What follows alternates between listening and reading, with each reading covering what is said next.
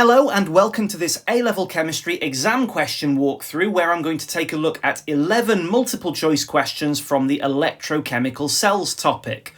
Download the questions from the link in the description, have a go at them, and then watch this video and see how you got on.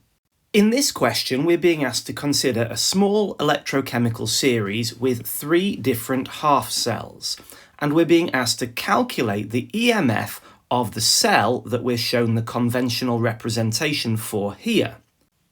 The first thing that we need to do is select the correct half equations.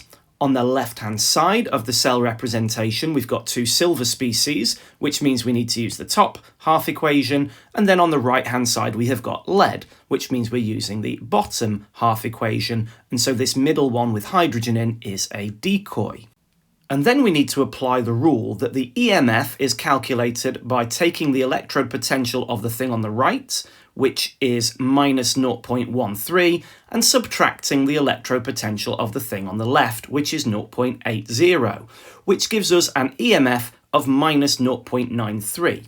And so D is the correct answer here. The most common incorrect answer will be the value of 0.93 volts. So in other words, the positive value of the EMF that is the actual correct answer. And the reason why the EMF is negative on this occasion is that the electrode potentials are not being obeyed. And what I mean by that is the more negative electrode potential is going in the forwards direction. The lead 2+ is getting reduced. And you can tell that from the cell representation because the lead is on the left-hand side and it is shown as being turned into this reduced form of the lead by gaining the electrons. And that is going against the numbers. It has a lower tendency to do this than the silver half equation, and yet the silver half equation is being driven in the backwards direction by the cell representation as it is shown here. The silver is being oxidized and turning into silver plus, and that goes against this number. We would expect this one to go in the forwards direction because it is larger than the lead half equation. And so the EMF for the cell as shown is going to be a negative value. And that negative value means that the reaction as implied by this cell, in other words, silver into silver plus and lead 2+ into lead, would not happen spontaneously. And that means that this reaction will only happen if there is an external source of energy to drive this reaction, such as when an electrochemical cell is being charged, or when the reactants are simply much more stable than the products. The electrode potential values for 2 electrodes are shown here. We have iron 2+ gaining 2 electrons to become iron, and copper 2+ gaining 2 electrons to become copper. And we're being asked what the EMF is for the cell as shown below. And whenever you do this, the EMF is always the electrode potential of the thing written on the right-hand side, and so that's copper at 0.34 volts, subtract the electrode potential of the thing on the left, which is iron at minus 0.44 volts. And so that gives us a value of plus 0.78 volts, which means that A is the correct answer. And the significance of this is that this is a cell that is feasible. The reaction will happen spontaneously, with copper 2+ being reduced to form copper and iron being oxidized to form iron 2+. In other words, this bottom half equation is going forwards and the top half equation is going backwards, which is what their electrode potentials imply, because the larger electrode potential is for the half equation with the greatest tendency to go forwards, and the smaller electrode potential has the greater tendency to go backwards. Which ion cannot catalyze the reaction between iodide ions and peroxodisulfate ions? And we've been given an electrochemical series to help us to answer this question. The first thing that we need to do is find those ions within the series. And here is the peroxodisulfate, and it's tied to an equation with an electrode potential of 2.01, the greatest electrode potential of all 5 of them on show. And that means this reaction's got a good tendency to go forwards, and iodide is here with an electrode potential of 0.54, so much smaller, and so it will go in the reverse direction, in the direction of oxidation. And so at first glance, it doesn't seem like there's a reason for this reaction to be catalyzed at all, until you note that both of these ions are negatively charged, so they will repel each other, which means this reaction has a large activation energy. A transition metal ion can be used as a catalyst for two reasons. First of all, they will be positively charged, and so they will be attracted to the negative ions. And secondly, transition metals have got variable oxidation states. So what they can do is they can give electrons to the peroxide disulfate and turn it into the product, and they can take electrons from the iodide ions and turn them into iodine. In order for a transition metal ion to act as a catalyst, it needs to have an electrode potential that is between the two potentials that are for the half equations that we need to happen. And so what that means is, for instance, the first option is cobalt 2+. Now, cobalt 2+ is here. It has a smaller electrode potential than the peroxide disulfate half equation. So what that means is the cobalt 2+ can be oxidized, giving away its electrons, and it donates them to the peroxide disulfate, which turns into the sulfate ion. Having formed the cobalt 3+ ion, that cobalt 3+ ion can then take electrons from the iodide and make it turn into iodine, and the cobalt will turn back into cobalt 2+. Therefore, it has acted as a catalyst because we regenerate the cobalt 2+ at the end. And so, in terms of selecting a catalyst, we could actually pick any of these four transition metal ions because they could do one of the two things that we suggested, and then the other form of that same transition metal will do the other. The ions that we cannot select are from the chromium half equation at the bottom, and that means that since the electrode potential is the smallest of all five, the chromium 2+ could reduce the peroxide disulfate, but the corresponding chromium 3+ has an electrode potential that is too small for it to then oxidize the iodide ions. And so since there is only one chromium containing species in our selection of options, it has to be chromium 2+ that is the correct answer here, because it is the only transition metal ion that is available to us that could not catalyze this reaction.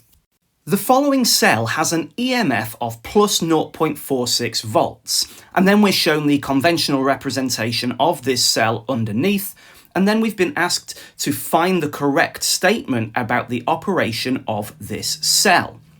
Well, before we look at the options, we've got a positive EMF value. So that means that the cell as shown would give a spontaneous reaction, which would mean it would just happen feasibly as shown.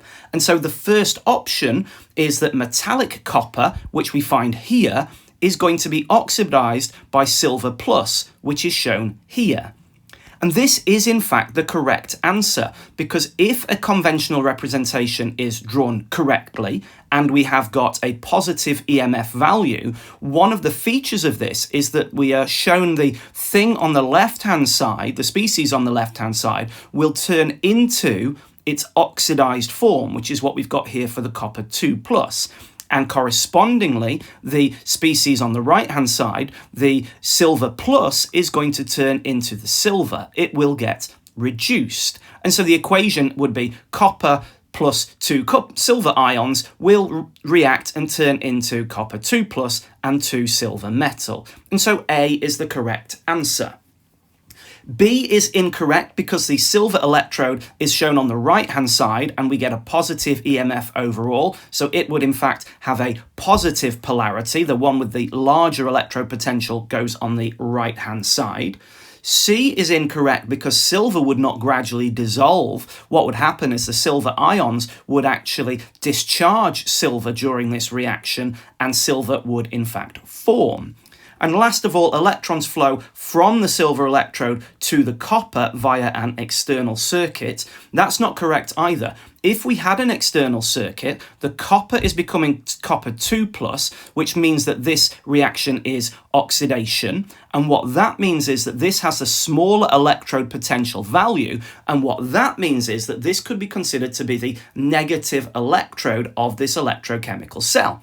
And so what that would mean is that the electrons are being produced at the copper half equation, and then they would flow around the external circuit, they would drift, and they would drift towards the positive electrode, which is the silver half equation, where reduction occurs as the silver ions gain the electrons. And so D is definitely also not correct. And so A is the correct answer because copper is oxidized and the silver ions are reduced. Which change to a hydrogen electrode has no effect on the electrode potential? Well, first of all, let's look at the hydrogen electrode. When we write it in the reduction direction, which is standard, we see that hydrogen ions gain electrons to become hydrogen gas. So is it A, the concentration of hydrogen ions? No, this is not correct. For a standard electrode potential of 0, the hydrogen ions need to have a concentration of 1 mole per decimeter cubed, so say a 1 molar solution of hydrochloric acid or a 0.5 molar solution of sulfuric acid. The pressure of hydrogen ions. No, this would also have an effect on the electrode potential. We have hydrogen gas on the right-hand side of this equation. It needs to have a pressure of 100 kilopascals. If that changes, the electrode potential will also change. And then we've got C, the surface area of the platinum electrode. This is in fact the correct answer because the electrode potential of a platinum electrode depends on the chemical reactions that are occurring on its surface, not on its physical size or shape. And this applies to all electrodes that involve platinum, not just the hydrogen electrode. The platinum electrode is acting as an inert conductor that transfers electrons between the solution and the external circuit, and it doesn't participate in any redox reactions. The surface area might affect the current that flows through the cell as it's influencing the mass transport of the reactants and products to and from the electrode surface. However, the voltage of the cell is independent of the surface area as long as the electrode is large enough to accommodate the current demand. And so what you need to know at A-level chemistry level is that surface area will not affect electrode potential. That means that D has to be an incorrect answer because it does affect the electrode potential. And that's all you need to know about temperature for A-level chemistry. You need to know it does affect the electrode potential, but you don't need to say why. And the reason for that is it's actually quite a complicated combination of a few different factors, thermodynamic factors and kinetic factors, and you wouldn't be expected to know those for A-level chemistry. And so C is the correct answer. The surface area of an electrode will not affect the electrode potential of that electrode. Here we're being shown some electrode potential data for two half equations. Both of them are metal ions gaining electrons and becoming the metal. And we've got the electrode potential data. Then we've been shown the conventional representation of the cell, and we're being asked to decide which of these four statements is correct about this cell. The first thing that you should do here is you should work out what the EMF is for the cell as shown. We've got the lead half equation on the right-hand side, which implies it's the more positive electrode potential, but let's take a look. That value is minus 0.13. The zinc is on the left-hand side, which implies it's the smaller electrode potential, and that is indeed the case. It is minus 0.76 volts. So we can do a quick calculation of what the EMF should be for this cell. It's always the EMF of the right-hand side minus the one on the left-hand side, and so that gives us 0.63 volts as the EMF for this cell as written. That tells us a few things. First of all, the value is plus 0.63, which means this reaction is going to be spontaneous, as it is shown here, and it is going to be going to completion. Additionally, it shows us that the lead species on the left-hand side will turn into the lead species on the right-hand side, thereby showing that the lead half equation is going forwards, and then correspondingly the zinc half equation must be going backwards because we start with the zinc species as a metal and it turns into the ion. In other words, it has been oxidized. So now let's take a look at our options. We're told that the electrons travel in the external circuit from the zinc to the lead. Well, because the zinc has the smaller electrode potential, It is the negative electrode. That is where electrons are lost. And if the electrons are lost by the zinc here, there will be a production of electrons, which will then flow around this half cell from the half cell to the other electrode via the external circuit. And that means that A is in fact the correct answer. Zinc is where electrons are generated because the zinc solid is being oxidized, and the lead half equation is where the electrons are accepted because the lead 2+ is being reduced. So A is the correct answer.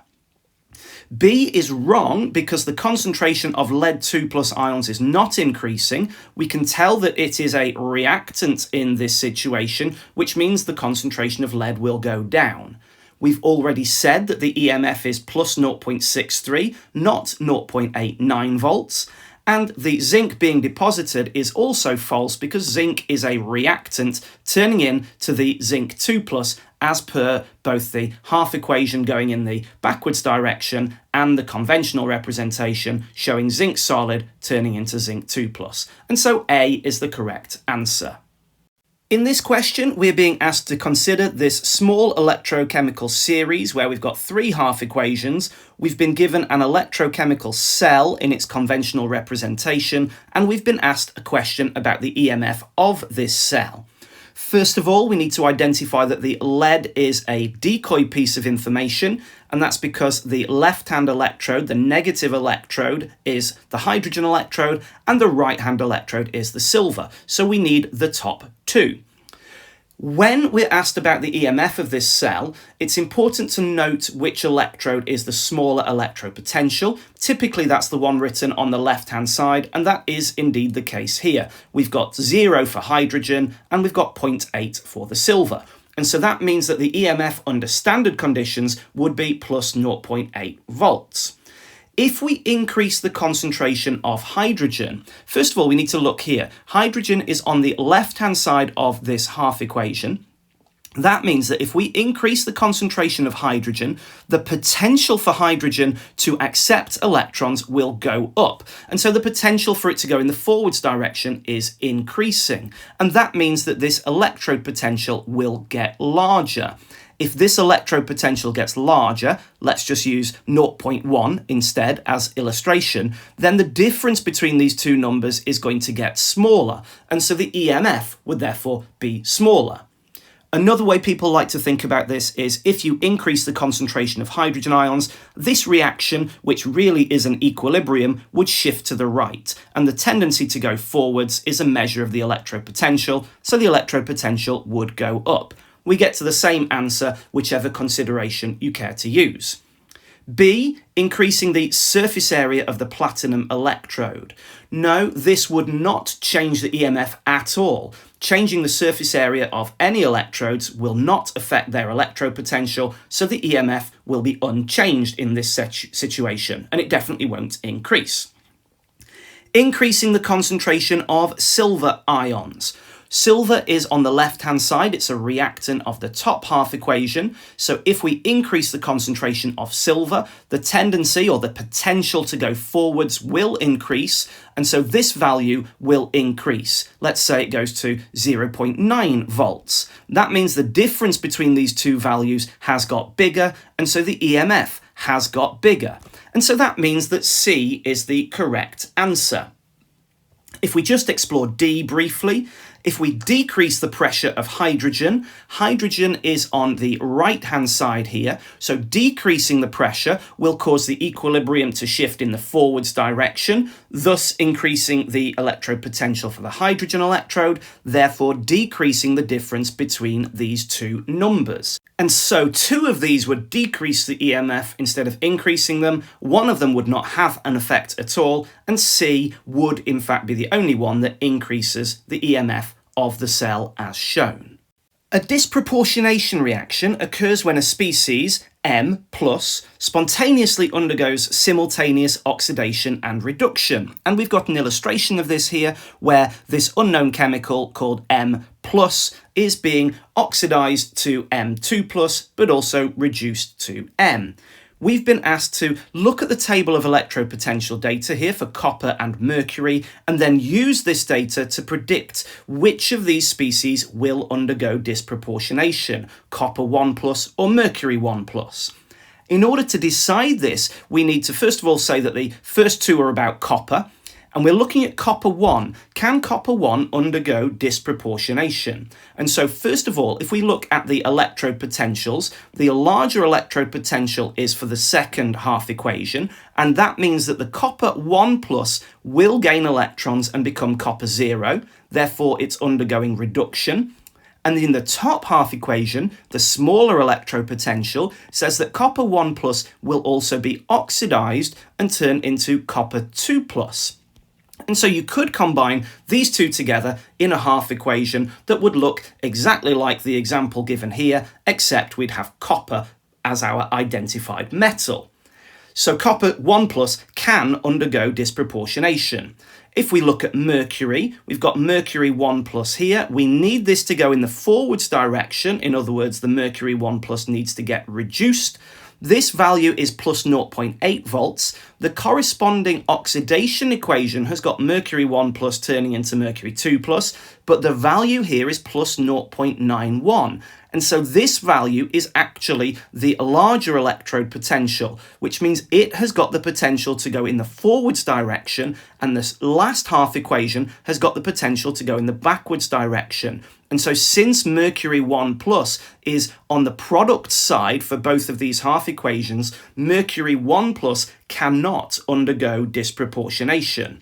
And that means that A is false because mercury 1 plus can't undergo disproportionation, and B has to be the correct answer because it correctly states that copper 1 plus undergoes disproportionation, whereas mercury cannot, and so B is correct.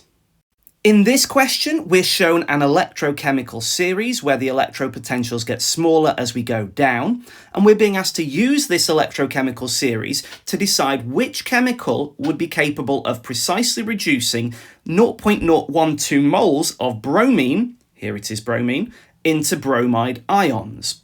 And we've got four possible options. First of all, we need to identify that the reducing agents are the chemicals on the right-hand side. So our answers can quickly be shrunk down by looking to see if there's anything from the left-hand side. The things on the left-hand side are oxidizing agents. And that makes sense if you think that the things on the left gain electrons to turn into the things on the right. That means that they've got reduced by accepting electrons from something, and that thing has been oxidized. So the reducing agents are on the right-hand side. So first of all, let's ignore the numbers. We've got the dichromate ion. That's on the left-hand side, so it's an oxidizing agent, so it couldn't reduce anything. We eliminate that.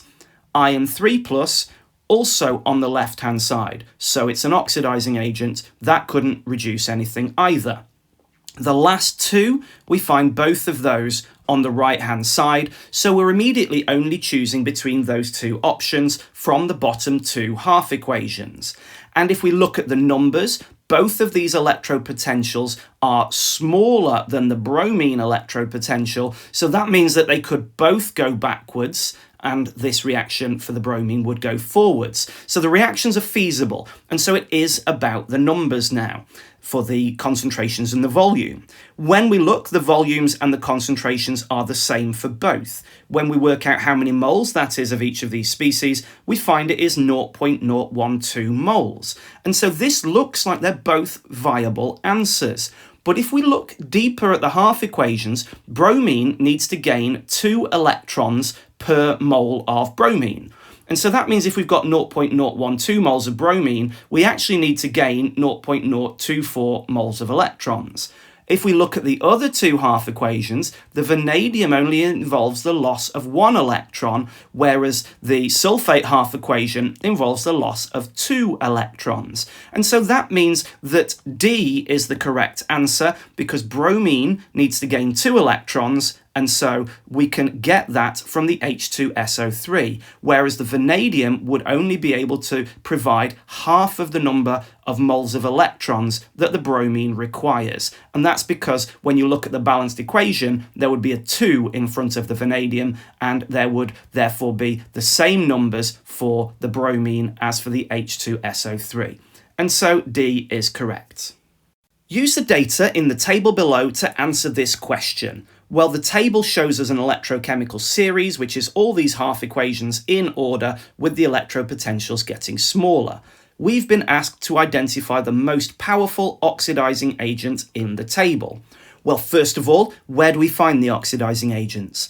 Oxidizing agents are electron acceptors, thereby causing something else to lose electrons, which is the process of oxidation.